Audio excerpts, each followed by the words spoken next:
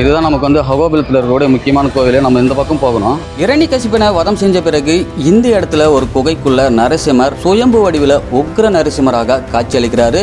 108 திவ்ய தேசங்கள்ல 97வது திவ்ய தேசமா இந்த ஸ்தலம் விளங்குது. குரு பகவானின் அம்சமா இந்த கோவில் பார்க்கப்படுதுங்க. அகோபிலத்துல மொத்தம் 9 நவசத்திரங்கள் இருக்குங்க. அதுல முதன்மையான கோவில் இந்த அகோபிலம் நரசிம்மர் கோவில் தான். அகோபிலத்துல மொத்தம் 4 கோவில்கள் இருக்கு. முதல் கோவிலை பார்த்தாச்சு. மற்ற 3 கோவில்களை பார்க்க அடர்ந்த காட்டுக்குள்ள நம்ம பயணிக்கணும்.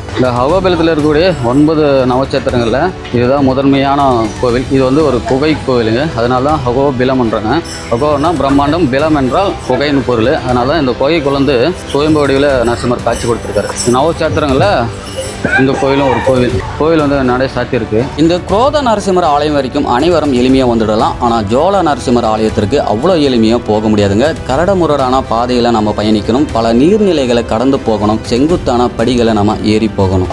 பெருமாள் அவருடைய ரத்த கழிகளை இங்கே தான் கழுவியதை சொல்லப்படுது. கோவில் கிட்ட வந்துட்டோம். கூட்டம் ஃபுல்லாக இருக்கான் போல இருக்குது. மக்கள் இந்த அளவுக்கு சிரமப்பட்டு இந்த ஜோல நரசிம்மர் ஆலயத்திற்கு வர காரணம் விஷ்ணு பகவான் நரசிம்ம அவதாரம் எடுத்த ஸ்தலம் இந்த இடம் தான் சொல்லி நம்பப்படுது. இந்த மலை முழுவதுமே ஒரு காலத்தில் இரணிகசிபனின் கோட்டையாக இருந்ததாக சொல்லப்படுதுங்க. கோவில் அமைந்திருக்கக்கூடிய இந்த பகுதியில் தான் இரணிகசிபனை தன்னுடைய வீட்டு வாசல்ல வச்சு நரசிம்மர் வைத்து கிழித்து குடலை மாலையாக அணிந்த ஒரு இடம் தான் இந்த ஜோலா நரசிம்மர் கோவில் என்று சொல்லப்படுது.